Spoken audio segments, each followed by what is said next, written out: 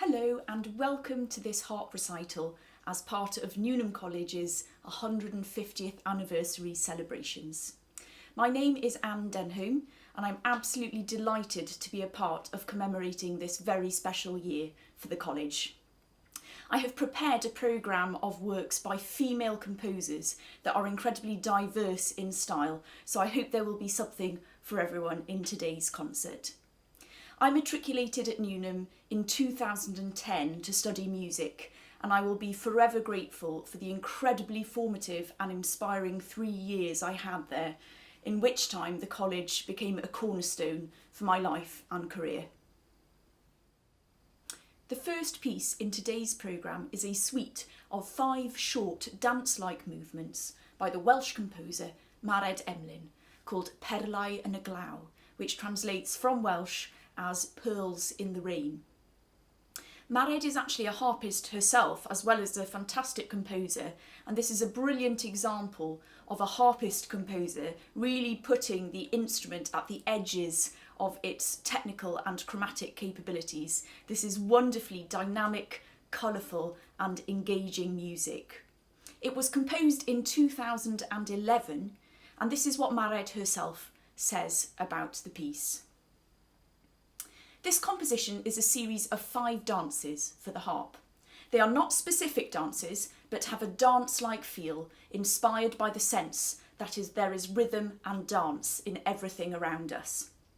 The title comes from the idea that raindrops shine like pearls on leaves when we take the time to look. Sometimes they are hidden, almost in secret.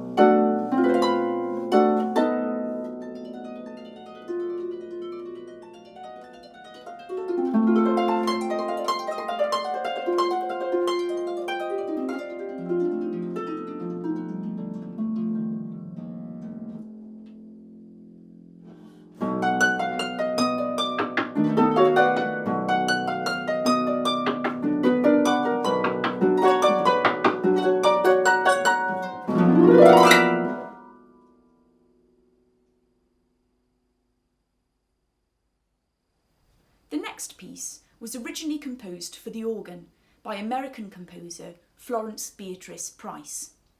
She was born in Little Rock, Arkansas in 1887 and later won the prestigious Wanamaker competition for her first symphony, thus becoming the first black woman to have her music performed by a major American orchestra in 1933.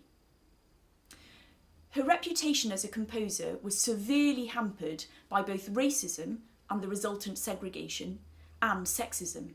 As a result, her music has been severely under-recognised and underappreciated. The piece by Florence Price that I'd like to play for you today is called Adoration, and it was composed in 1951, presumably taking inspiration from the composer's deeply religious views. Florence Price studied both piano and organ performance, and her many works for the organ were performed across the black churches of Chicago, her adopted city.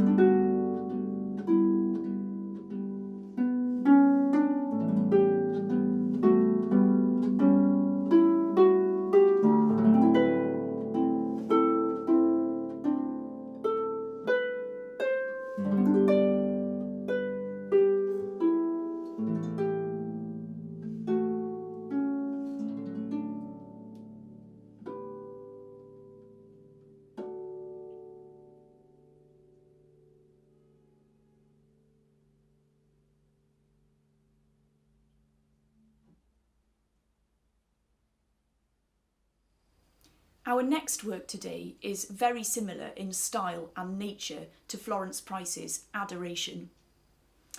This piece was first published in 1902 and was composed by the seminal French harpist Henriette Renié, who was also deeply religious. This beautiful harp writing shows off many of the sounds and textures for which the harp is rightly renowned. The piece is called Contemplation.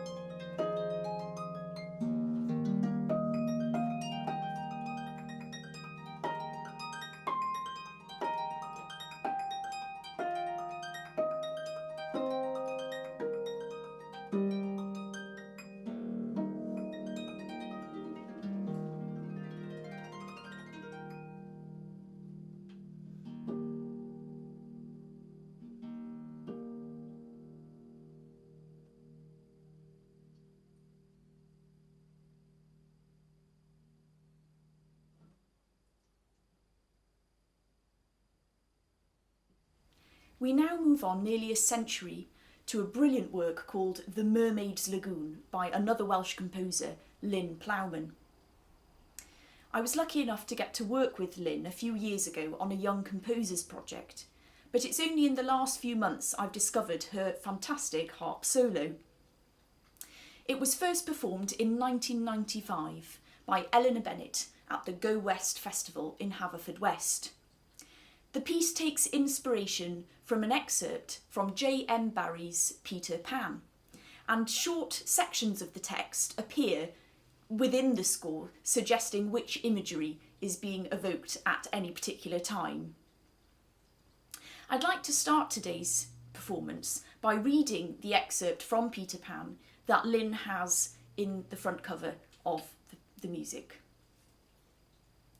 If you shut your eyes and are a lucky one, you may see at times a shapeless pool of lovely pale colours suspended in the darkness.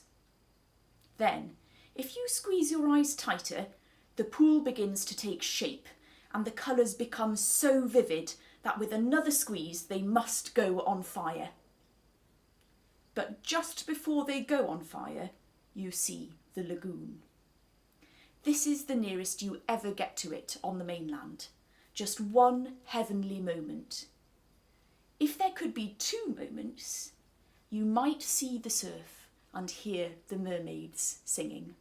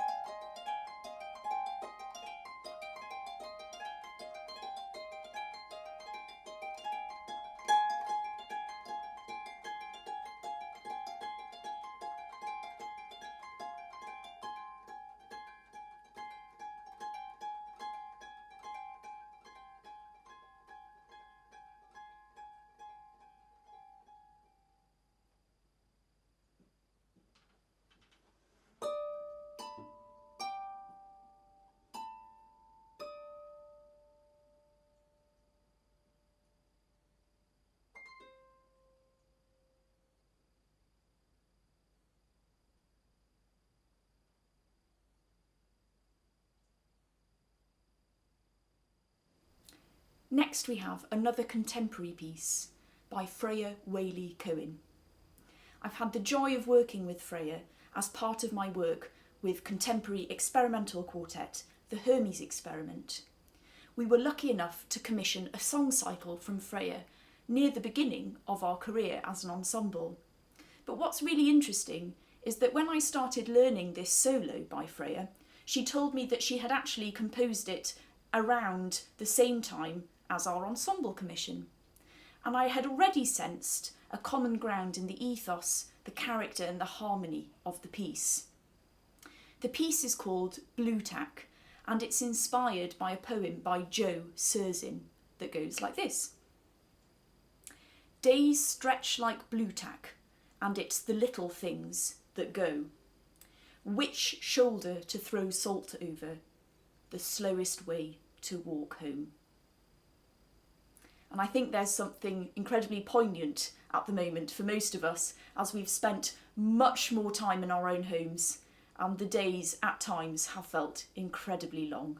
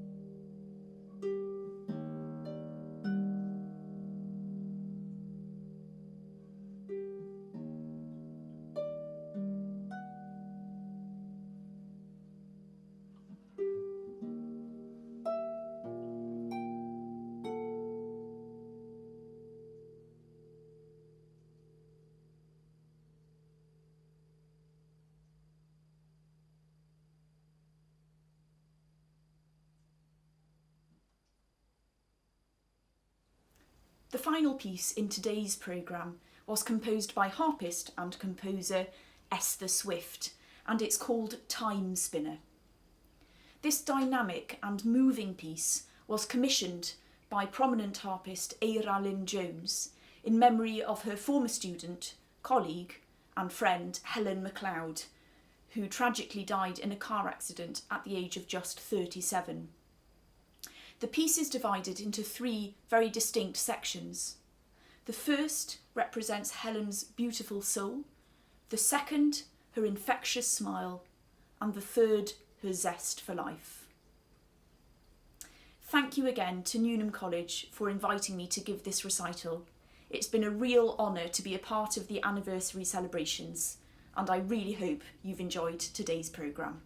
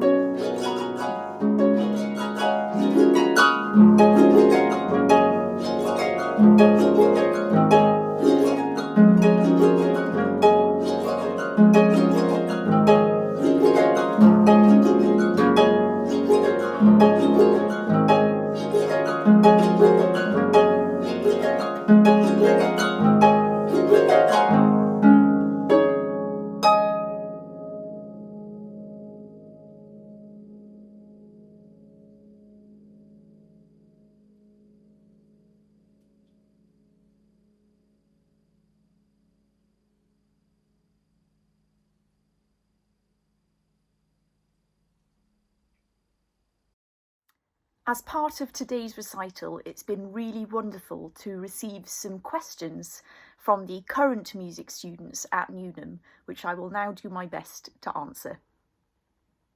The first question is, why did you choose to pursue a career in performance over other pathways in music?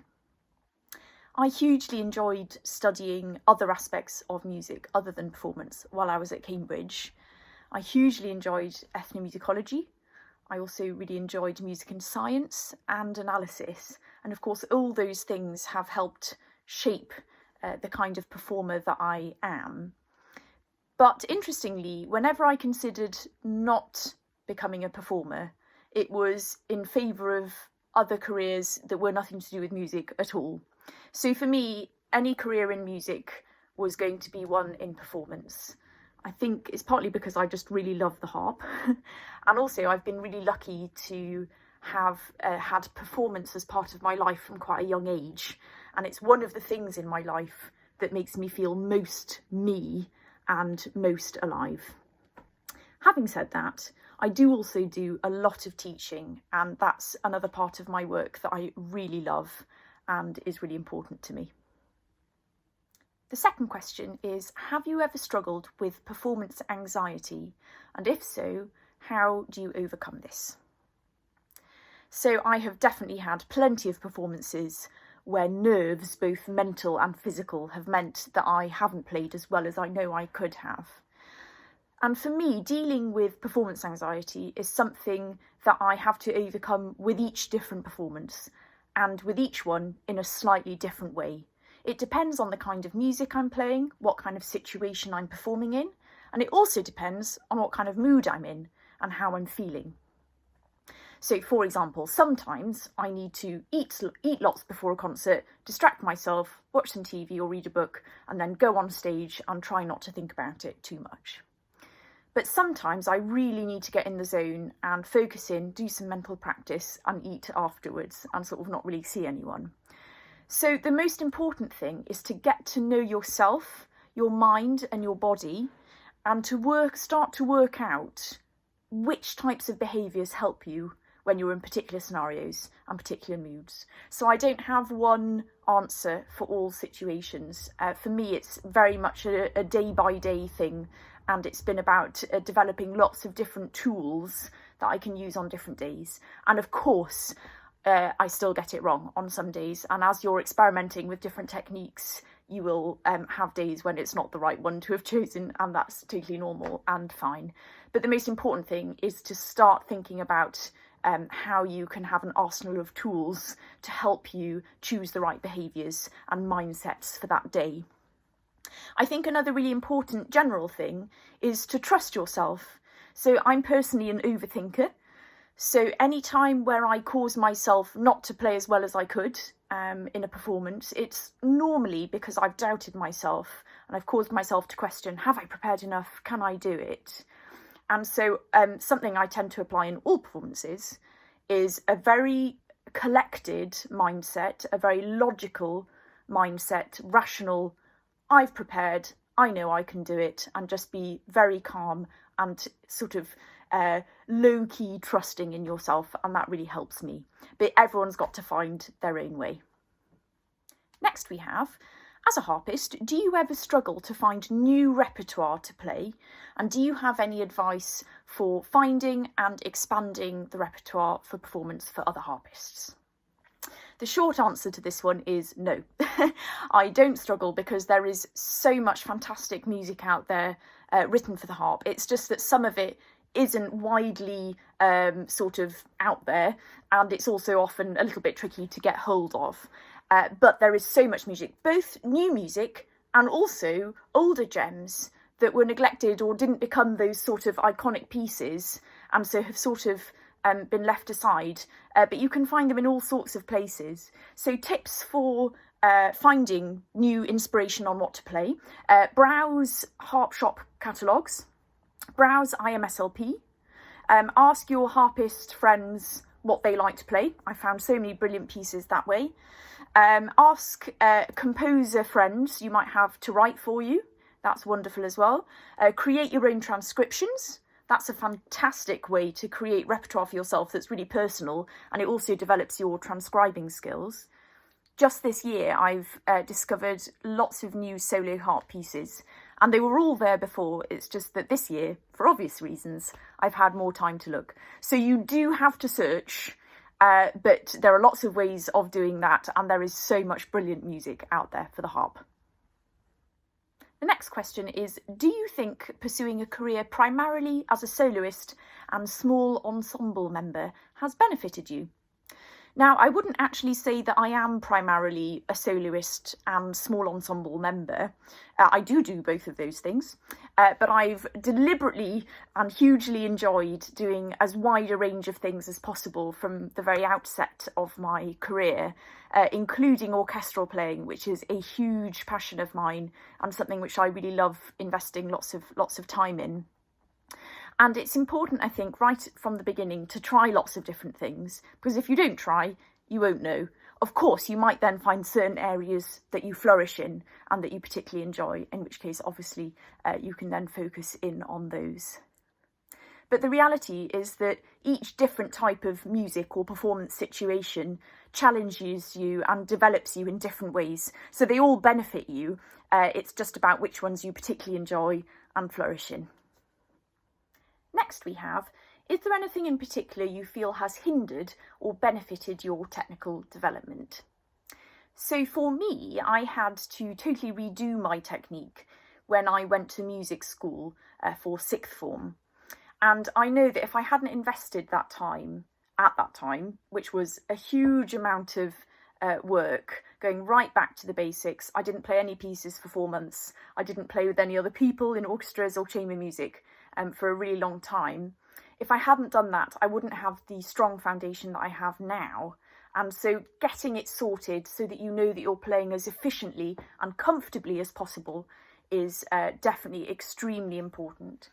I think the other thing that's benefited me technically is just continuously questioning the sound I'm making and how I'm making it and whether it's appropriate for the context that I'm in at that moment. Because then, a little bit like the performance anxiety question, you end up building a sort of toolkit of different techniques or approaches, and it just gets bigger and bigger, and you feel like you've got this wider and wider palette to choose from. So keep open-minded and alert, and keep questioning, and then you can put all these wonderful layers onto the strong foundation. The next question is, do you have any other advice for harpists considering a career in performance? So I've come up with a few points for this one. The first one is find a good teacher and mentor, and they might be the same person, or you might have multiple mentors. Try as many different types of music and playing as possible. Learn to drive, that's really important and must be a priority. Sort out your technique and practice a lot. There are no shortcuts, I'm afraid. Learn a lot of the key repertoire. So go to audition lists, you can find them online for jobs that have been advertised. Look at the orchestral excerpts, look at the key solos, discuss them with your teacher, and start learning those that might be appropriate for you. And then the final thing I thought of was do talk to professional musicians and harpists and talk to them about the kind of situations they're working in, the kind of playing they do, and get an insight into what it's actually like day to day as a performing musician. The final question is, appropriately, what are some of your musical or other highlights from your time at Newnham? And of course the honest answer is there are so many, but I'll start with some musical ones. So a real highlight for me was performing The Cunning Little Vixen by Janáček in the chamber version with the Opera Society. It was my first time playing in an orchestra pit, and it was honestly just such an inspiration and such a start to the education of playing in the pit. It was a fantastic experience. One of those sort of just musical wow moments was performing Vaughan Williams' Serenade to Music with the chamber choir and the chamber orchestra. That was just a real moment. And a really important moment for me was my first concert with the chamber orchestra, where we performed, amongst other things, Ravel's Mother Goose Suite. And actually, I had not been playing very much in the few terms preceding that, and had been really seriously considering different career paths aside from music. But I was coerced into going along to this orchestra rehearsal because there weren't any other harpists who were free or around and able to do it. And it really reminded me of why I love the harp, why I love music, why I love making music with other people. And it really got me back on the path of wanting to be a musician again. So that was a hugely important and wonderful moment for me. In terms of non-musical highlights, of course, we had the most wonderful time at the garden party. That was so great. I really miss cycling. I loved cycling around Cambridge, and I really miss cycling on a day-to-day basis. And also just generally being at Newnham, being at the university, being around friends, the day-to-day bustle of doing life at the university and studying with the fantastic tutors. I also had a really wonderful room at Sidgwick that I still miss and still think about, with a lovely window seat, which was a constant highlight in my third year. Thank you so much for your wonderful questions.